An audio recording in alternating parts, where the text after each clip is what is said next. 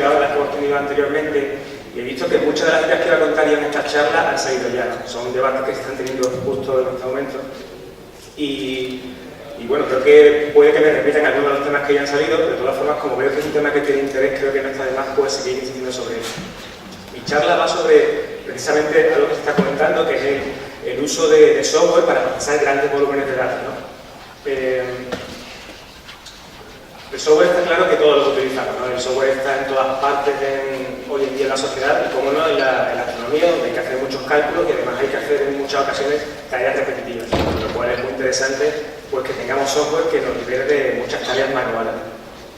Bueno, yo lo que voy a lanzar aquí voy a presentar algunos trabajos que he hecho y sobre todo lo que voy a lanzar son ideas para colaborar entre profesionales y amateurs en el desarrollo y en el uso de software, ¿no? Software que sobre todo nos sirva para procesar la gran cantidad de datos que tenemos todos disponibles, ¿no? Todos disponibles porque tenemos la suerte que en el campo de la astronomía, a diferencia de otros campos de la ciencia, pues realmente sí disponemos de una gran cantidad de datos que están disponibles para el público en general y para que cualquiera los pueda utilizar. El hacer software entiendo que no está al alcance de todos los aficionados, realmente hay que tener conocimientos para hacer programas y para pues meterse en estas cosas, pero la idea es que una vez que ese software esté hecho, lo puedan utilizar también otros aficionados, que el software lo haga, que lo pueda hacer y que después ese software esté disponible para cualquiera, tanto para profesionales como para amateurs. De hecho, son cosas que ya existen, ya se está hablando aquí de software hecho por aficionados, como bueno, Photodiff, Reroute, hay también programas para robotizar observatorios o para el guiado de telescopios. Y realmente yo creo que el reto está en seguir haciendo software, pero sobre todo para aprovechar, como digo, ese gran volumen de datos que hay ahí disponibles, ¿no? ¿Y por qué? Bueno, porque esos datos ya existen. Cada vez tenemos más datos y vamos a seguir teniendo muchos más datos, ¿no? Bueno, ayer tuvimos la charla de Carmen sobre Gaia, que todos pudimos ver la gran cantidad de datos que vamos a tener de aquí a unos años, ¿no? Y también está aquí, pues, bueno, representados el telescopio que se utilizó para hacer el cartografiado del Sloan, un cartografiado que ya terminó, pero un telescopio que se sigue utilizando para hacer nuevos cartografiados. Están haciendo nuevos proyectos que van a ofrecer en los próximos años muchos más datos, ¿no? Volúmenes de datos enormes, que realmente alguien puede ir allí y procesar un dato en concreto porque le interesa en concreto, pero realmente la utilidad está en procesar una gran cantidad de objetos, ¿no? Está Gaia, como digo, y aquí está pues también el gran telescopio sinóptico, ¿no? Como se nos construyó hace unas semanas y va a ser quizás uno de las misiones también uno de los proyectos que nos va a aportar un volumen de datos más grande, ¿no? La idea que tienen con este telescopio es poder sacar una imagen del cielo completo, el cielo visible de este telescopio, cada semana, ¿no? Durante varios años nos va a ofrecer, como se suele decir, una película del cielo. Un volumen de datos enorme que realmente pues, va a estar disponible también para toda la comunidad, ¿no? Profesional y amateur, y el público en general. Bueno, yo creo que esto supone un cambio de enfoque para los aficionados, un cambio de enfoque que no quiere decir que los aficionados tengan que cambiar el chip y que ahora se dediquen a hacer esto. Realmente yo creo que van a seguir existiendo las dos posibilidades, ¿no? La que se hace ahora, pero también pues, los aficionados van a ver que realmente todos esos datos están a nuestro alcance y que por ahí hay una vía de trabajo importante, ¿no? Y yo creo que está por explotar. Realmente los aficionados todavía no hemos entrado a saco ahí, se están haciendo cosas, pero hay un campo tan grande que realmente queda mucho por aprovechar ahí. Entre los aficionados suele ser más habitual pues, hacer observaciones propias, ¿no? En parte también entiendo porque bueno, somos aficionados, ¿no? Y hacemos lo que hacemos porque nos gusta, ¿no? Y a muchos entiendo que lo que les gusta sea tomar observaciones con su propio telescopio, pero bueno, realmente eso requiere a lo mejor ciertas condiciones, ¿no? Por ejemplo, tener un observatorio propio, ¿no? Porque muchas veces uno tiene que hacer es ir al campo, ¿no? Y bueno, una vez que uno está aquí en esta situación todo parece muy bonito, pero realmente uno ha tenido que salir de noche de la ciudad, ha tenido que llevarse el equipo al campo, y una vez que todo funciona, pues uno está aquí tranquilamente sentado mirando el cielo mientras el equipo trabaja, ¿no? Pero bueno, además esto es una foto tomada en verano, aquí lo que se ve al fondo es Sevilla, con lo cual en la noche de Sevilla irse al campo un poco a tomar el fresquito, la verdad es que está muy bien, ¿no? Y una vez que esto contamos, uno se relaja viendo las estrellas. Pero es cierto que, bueno, uno tiene que irse lejos para oír la contaminación lumínica y que después el cielo no se te nuble, ¿no? ¿Cuál sería también el enfoque? Pues bueno, pues utilizar software, ¿no? Esta es una imagen de Aladín que nos da acceso a una herramienta de observatorio virtual que todos conocéis, que nos da acceso a una gran cantidad de información, ¿no? Que nos permite trabajar con datos que ya están ahí. Además, este enfoque realmente ya existe en el campo profesional. En el campo profesional, pues, en muchas ocasiones los astrónomos lo que tienen que hacer es hacer sus propias observaciones, ¿no? Pedirlas, ¿no? Pedir tiempo de telescopio, pero eso, bueno, no siempre se consigue, va a llevar su tiempo, ¿no? Hay que hacer una propuesta, esperar que te la acepten, que llegue el día de la observación, y si no es un telescopio espacial, pues bueno, la atmósfera nos puede jugar una mala pasada y que no pues, se pueda observar. Sin embargo, hoy en día, como digo, pues hay ocasiones en que los astrónomos profesionales tienen que hacer sus observaciones dedicadas, pero en otros casos, para los estudios que hacen, pues pueden irse directamente, por ejemplo, a un archivo, del Hubble, y mirar si ya se han hecho las observaciones, si las observaciones que ellos necesitan ya existen. Pues, bueno, esos datos, hoy en día, si uno se va y busca muchos de los trabajos científicos que salen, puede ver que están basados en datos que ya están disponibles hace tiempo, ¿no? Un tema que ha salido también es el hecho de que, bueno, se comentaba por ahí, ¿no? Nos va a dejar en paro a los doblistas. Esto, bueno, yo creo que no, que realmente son enfoques compatibles, ¿no? Van a estar los datos ahí, se podrán explotar, pero realmente seguirán haciendo falta observaciones, ¿no? Porque estos proyectos tienen una duración en el tiempo. Por ejemplo, comentaba yo, Carmen, que Gaia va a hacer observaciones de los objetos en determinados momentos, con lo cual a lo mejor hacer series que nos permitan obtener la variabilidad de ciertos objetos pues no va a ser posible, porque no vamos a tener el muestreo necesario para hacerlo. Con lo cual tendremos que recurrir a otras observaciones, ¿no? Todos estos proyectos tienen una duración limitada en el tiempo, tienen unas características que a lo mejor no son las idóneas para el tipo de observaciones que necesitan los profesionales. Por lo tanto, yo creo que, a pesar de que tengamos tanto volumen de datos, esto no va a quitar que sea necesario seguir haciendo observaciones, ¿no? Por parte de los astrónomos amateurs. ¿Qué trabajos se pueden hacer en este campo por parte de la colaboración entre profesionales y amateurs? Pues bueno, en mi caso, la verdad es que he hecho una cosa muy parecida a lo que estaba explicando Javier hace un momento. Yo también he hecho un pipeline y además con Python. Yo digo Python. Es cierto que no hay uniformidad en eso, pero yo sé que cuando digo Python y todo el mundo lo entiende. He utilizado también PyGraph, y este software lo que hace realmente es lo mismo, ¿no? Coger las imágenes, reducirlas, hacer la astrometría. La astrometría yo utilizo también o astrometry.net o Extractor. Obtiene, como digo, la fotometría y después pues, es capaz de ofrecer tanto magnitudes instrumentales, ¿no? Las que directamente nos da el FOG, y también es capaz de obtener magnitudes diferenciales utilizando estrellas de referencia dentro del campo, y también si tenemos mediciones de estrellas estándar esa misma noche, es capaz de obtener magnitudes calibradas, ¿no? Utilizando esas estrellas estándar, calcula la extinción atmosférica y nos da una magnitud calibrada para las estrellas que nos interesan, ¿no? Esto lo hice pues para un proyecto fin de máster en el que se querían obtener curvas de variabilidad de binarios de rayos X, y realmente había imágenes de muchos años, había miles de imágenes tomadas en el Observatorio de Sierra Nevada, y bueno, pues como digo, el volumen era tal que realmente hacerlo a mano y con iOS era inviable y nadie lo decía, ¿no? Con lo cual hacer un pipeline pues ha venido muy bien. Como digo, el resultado al final es obtener series temporales de esos objetos, ¿no? Y podemos obtenerlo con diferentes tipos de magnitudes, ¿no? Diferenciales, calibradas, instrumentales. Este software, después, bueno, se puede, no sé si conocéis una página web que se llama GitHub, que se utiliza para subir código fuente. El pipeline está allí, y al igual que los datos astronómicos están disponibles para cualquiera, la idea también es que este software está allí disponible, que cualquiera lo pueda ver y lo pueda utilizar por completo o por partes, ¿no? Como comentaba Jaime, ¿no? Aquí hay un montón de rutinas utilizadas en el pipeline, y cualquiera puede coger y mirar la parte que le interesa y utilizarla, ¿no? Pues como digo, yo creo que hay un primer grupo de herramientas que en las que se puede trabajar, que serían pues las que, como por ejemplo el pipeline, las que nos permiten reducir imágenes, o también se podrían hacer herramientas para reducir espectros, y de forma genérica también se podrían hacer herramientas que preparen datos, ¿no? Que los combinen o hagan algún tratamiento preliminar de esos datos antes de que se puedan utilizar para hacer trabajos, ¿no?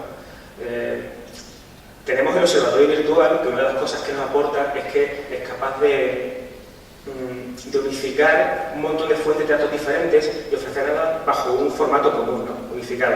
Sin embargo, cuando no tenemos datos en el observatorio virtual, pues nos podemos encontrar con que los datos que tenemos no traen los mismos parámetros, no los traen las mismas unidades o en el mismo formato, con lo cual hay un trabajo previo de conversión que suele ser bastante pesado.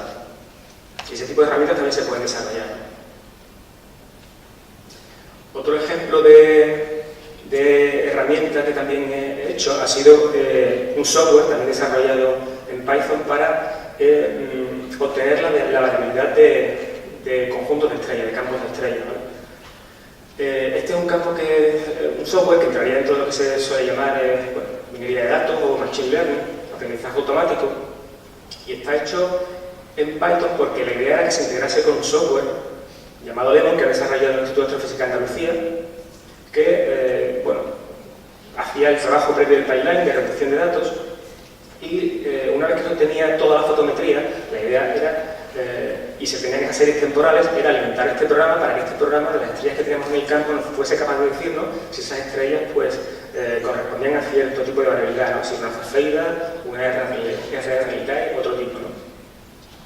Este software, como digo, se hizo en Python porque se tenía que integrar con esta herramienta que también estaba hecho en Python, pero lo normal para hacer este software de minería de datos es utilizar otro tipo de lenguaje, ¿no? Como por ejemplo R, que también es un lenguaje libre, que es para estadísticas y que, bueno, a mí, por ejemplo, hacer este software en Python, pues me llevó cierto tiempo, y hacer una cosa análoga en R me llevó una tarde, ¿vale?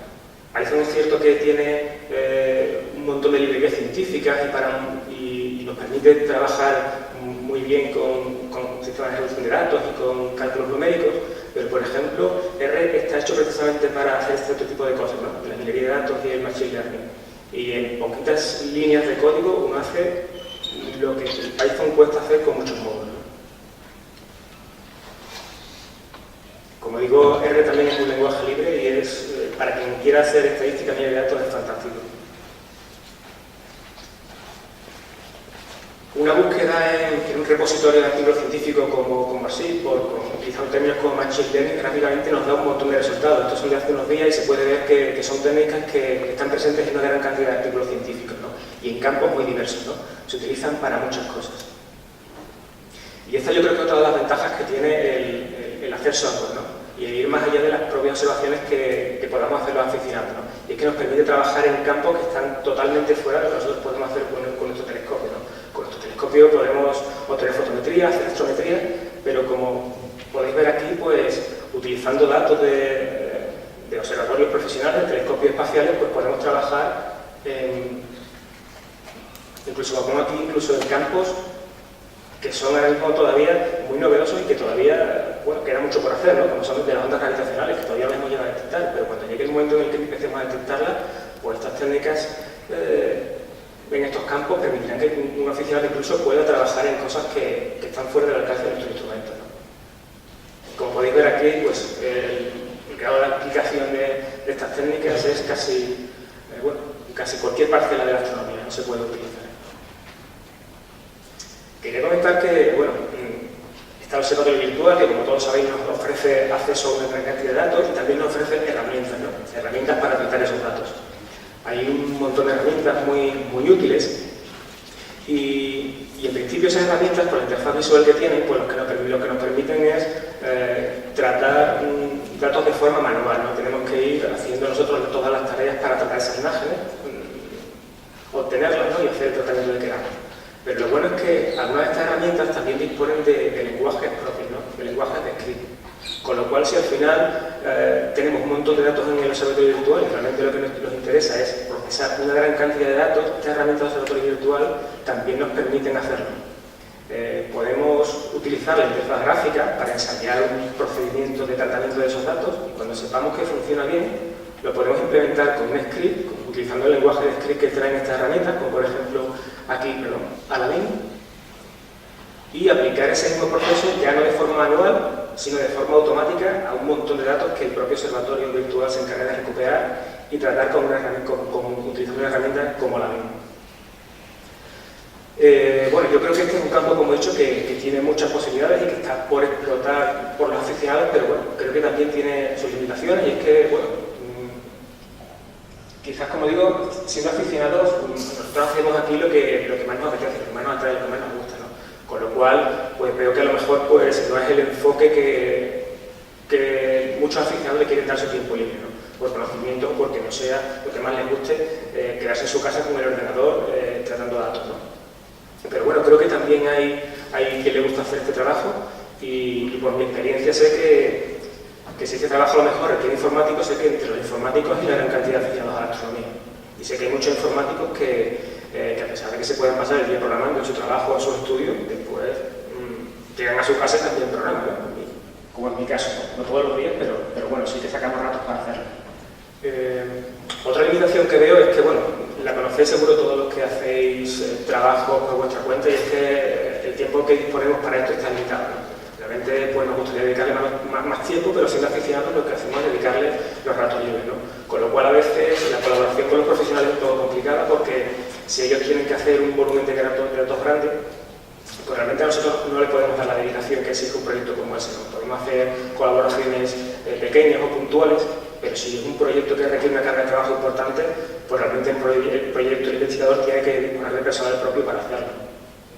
Por otro lado, si esos proyectos además tienen una fecha límite porque hay que presentar un artículo, hay que ir a un congreso o lo que sea, pues también a lo mejor por parte del aficionado el compromiso es difícil de mantener, ¿no? Otra cosa que quería comentar es que en cuanto a las técnicas de minería de datos, realmente son unas técnicas, uno puede profundizar ahí tanto como uno quiera, ¿no? Pero llega un momento en el que las técnicas se vuelven un poco complicadas, porque realmente aquí lo que ocurre, pongo un diagrama muy conocido en el tema de lo que se llama la ciencia de datos, data science, que lo que viene a representar es que para hacer un buen uso de estas técnicas realmente se requiere una mezcla de varios conocimientos, ¿no? Por ejemplo, en el campo de la astronomía sería necesario que tuviésemos un conocimiento del dominio, ¿no? De la astronomía, de la astrofísica, del problema que queremos resolver. Esto evidentemente lo pone sin dificultad el astrofísico profesional, ¿no? También hacen falta pues habilidades de software, ¿no? Para construir el software, la herramienta que queramos utilizar para tratar nuestros datos. Pero también hay una parte importante, y es que en el campo del machine learning, todas las técnicas que tenemos ahí están soportadas por detrás pues, por estadísticas, ¿no? Por matemáticas. Y hay que tener un buen conocimiento de esas matemáticas, esas estadísticas que hay por detrás, para saber cuándo una técnica tiene aplicación en un determinado campo y también para interpretar de forma adecuada los resultados, ¿no? Porque de otra forma, pues lo que podemos estar haciendo es obtener unos resultados, aplicar unas técnicas que no son apropiadas y que estemos teniendo resultados totalmente erróneos, ¿no? Con lo cual, pues bueno, son técnicas que prometen mucho, que tienen un gran campo de aplicación, pero que realmente requieren un conocimiento profundo, como digo, en estas tres parcelas.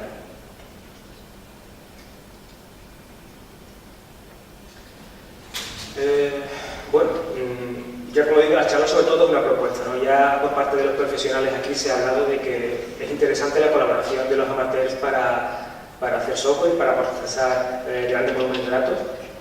Por mi parte, bueno, el ofrecimiento está de participar en proyectos de tipo y hacer esas tareas, ¿no? Con ideas sobre todo eso de aprovechar todas las observaciones que ya tenemos y hacer ciencia con ellas, ¿no? Realmente tenemos, como digo, un gran volumen de datos, vamos a tener más con el tiempo, pero realmente la idea es que todo ese dato termine en resultados científicos, ¿no? Y bueno, pongo aquí el ejemplo que todos conocen seguro, ¿no? De las observaciones que tenía Tycho Brahe, las observaciones magníficas, y que tuvo que llegar Kepler para descubrir sus leyes, ¿no? Y sacarle partido a esas magníficas observaciones. Bueno, por mi parte no quiero contar mucho más. Si tenéis preguntas, a lo mejor es más interesante debatir y contar algunas cosas de lo que sugiere toda esta propuesta.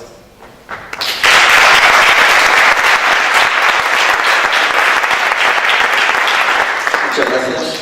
¿Preguntas? Antes de nada debo decir que yo no soy el representante de Python en la Tierra, es decir, pero que efectivamente R, o sea, el programa R, que es fantástico y que ha sido utilizado, tiene también un R para Python. Es decir, que está ya también implementado dentro de Python y lo que hayas hecho en R lo puedes poner directamente allí. O sea, no es una cosa ya que existe. R es fantástico, pero está pensado precisamente pues, como quizás la mejor, ahora mismo, mejor código que tenemos para hacer estadística de alto nivel. Pero también está...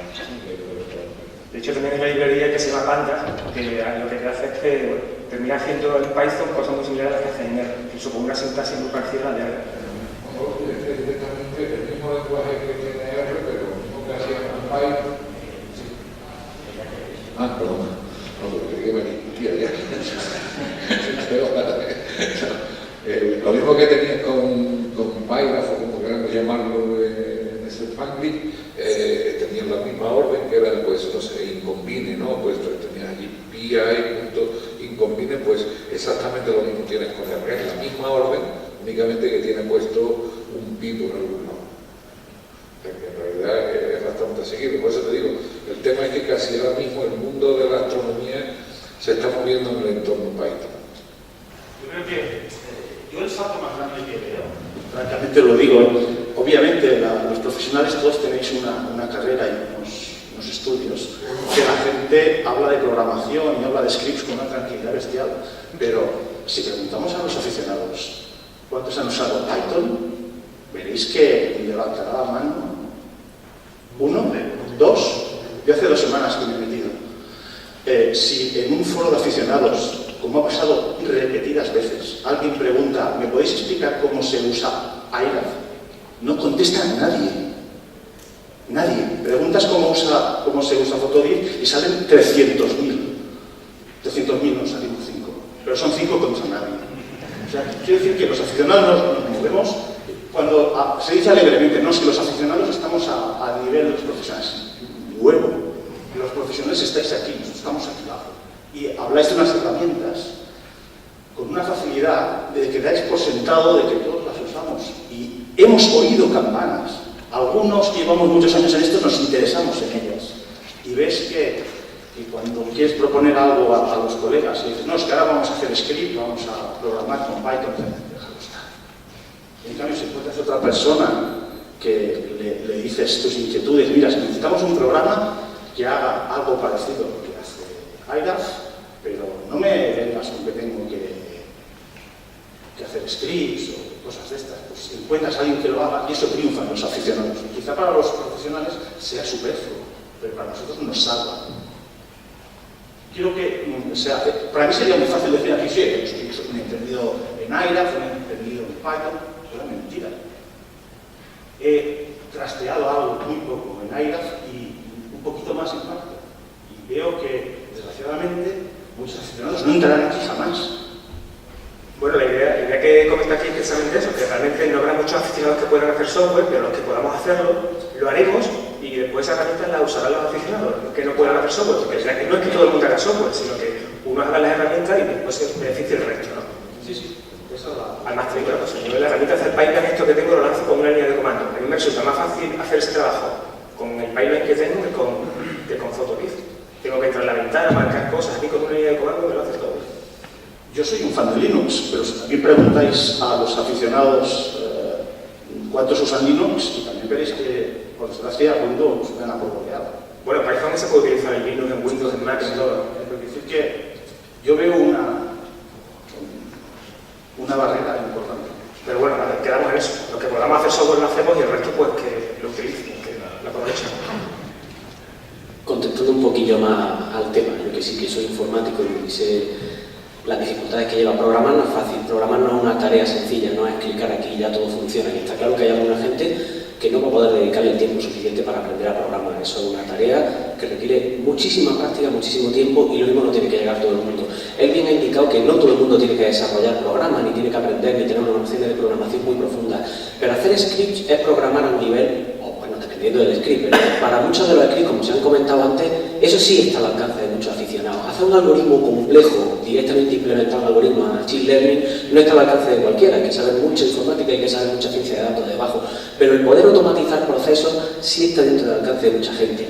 Requiere mucho esfuerzo. Mucha gente cuando cambiaba a CCD, al mundo CCD, hay que abrir la imagen. ¿Pero qué me estás contando? Si yo ponía la cámara 25 minutos antes con mi tal y me revelaba la foto y ya está. Y ahora me dices que tengo que estar utilizando 40 programas, aplicar DAX y no sé cuánto, y al final se ha aprendido. Ni de un día para otro, ni mucho menos. Programar es difícil. Quien te diga lo contrario miente como un bellaco directamente.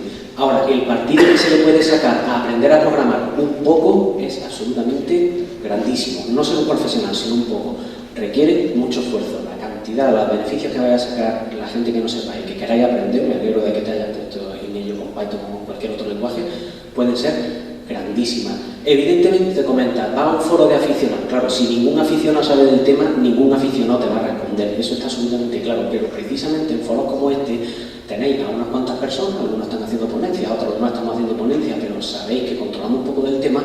No preguntéis en el foro al aire, porque lo mismo no entro yo en ese foro precisamente. Preguntad a la gente concreta. Yo estoy convencido de que muchísima gente inquietudes. Hombre, enséñame a programar, pues no, porque no es una tarea que pueda hacer por correo electrónico, pero para empezar a dar indicadores y demás, seguro que lo va a hacer la gente, seguro, pero preguntando a la gente concreta.